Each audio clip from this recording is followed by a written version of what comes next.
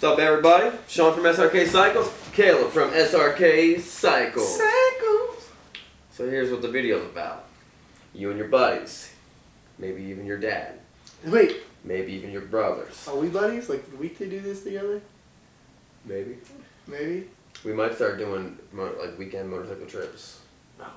Yeah. Are we friends? Colleagues for right now. Let's not push the envelope. Acquaintances. Let's not push the envelope. Acquaintances. So you and your buddies, your dad, your whoever, decide that you're gonna go on a motorcycle trip. Your grandpa. What?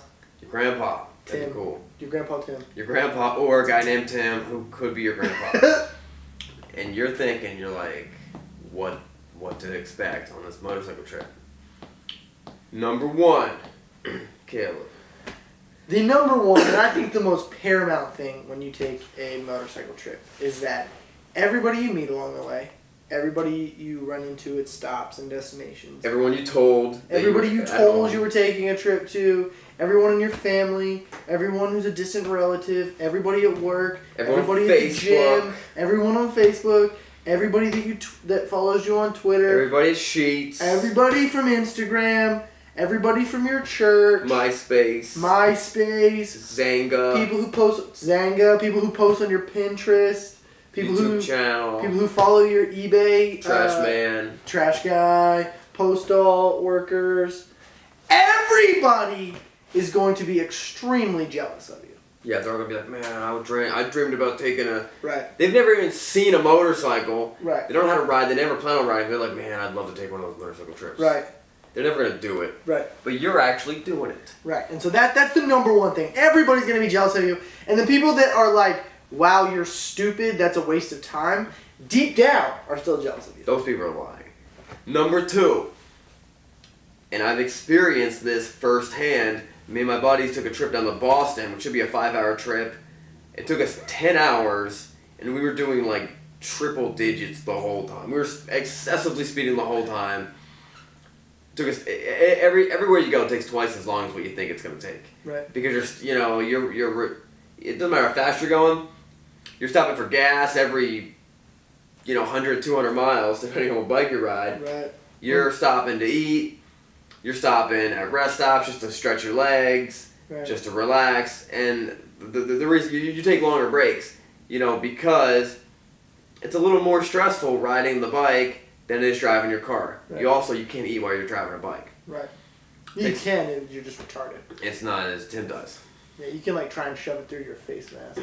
Tim does. Tim doesn't wear a helmet though, so Tim can. You can drink. You can drink, but I use a Camel Pack. I throw that Camel Pack. Oh, you mean in water? my mouth. Yeah, water, not alcohol. Oh, okay. Number 3.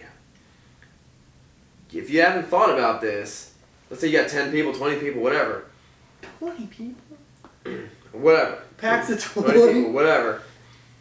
The guy in the front is completely alone. All he sees is him and everybody else. It's a very lonely position to be in the front.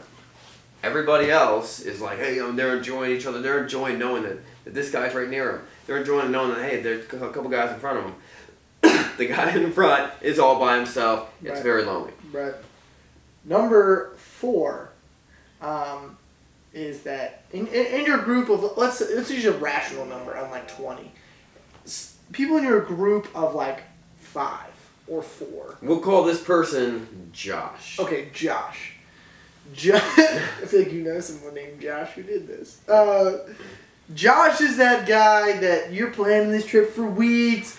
You're getting ready. You're getting everything packed up. You're changing the oil in your bike. You're checking your tire pressure. You're doing everything. And what happens? You've got clothing for every possible situation. Rain, tornadoes. Hail. Volcano. Volcanic eruption would be crazy. You have a duct tape sticker on the back of your helmet with your blood type and emergency information. You're prepared for anything. Right. And your buddy Josh just wakes up, jumps out of his bed. His battery's dead. He starts off the trip with his battery dead, and he grabs a light jacket because it's warm outside at that time. Right. At that specific time. No spare clothing, nothing? No spare clothing, nothing. He's got a backpack with protein shakes in the back. Protein shakes and beef jerky. And that's how that guy prepares to do a big trip. And every group has that guy that doesn't prepare. And then he's like, yo, could I borrow this from you? Right. Could I borrow this? Can I borrow your bike? He forgot his wallet. He forgot his cell phone charger. You know what I mean? He might have forgot his cell phone. Yeah, right. He's borrowing everything from you, and his bike is breaking down nonstop. He drives to the meeting point instead of riding to the meeting point and forgets his bike completely. Right. He's like, yo, we gotta stop back and grab my bike Right. before we go. Right. And he was 2 hours out of the way. Right. Triples the trip. Right. So you always have that guy. Now you're the only one that's married that works here besides Tim.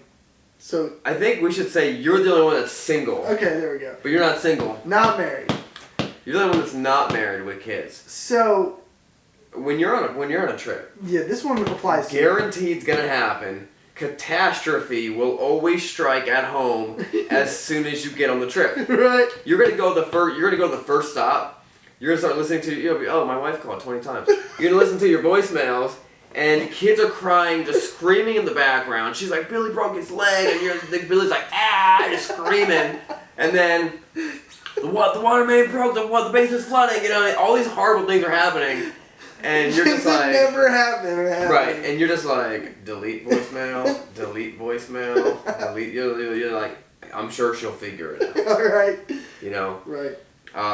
Horrible feeling. If you don't have kids and a family, then your buddies are calling you. They're like, yo, someone stole your truck. Right. You know? Right. Yeah, right. Someone stole your truck. That's about all that could happen, honestly. Or like your brother calls you like, yo, Dad just wrote me out of the will. Right. Or like you get home and like your roommates drank all of your beer or something like that. That's legit. That's what or happened. they ate all your pudding. Right. You get home and you're like, dang, oh my god, his cheese is gone. You get home, you walk into the fridge, and you're like, yo, I was waiting for that. I was trying to eat that pudding. I was thinking about that pudding all day long, Right. and you ate it.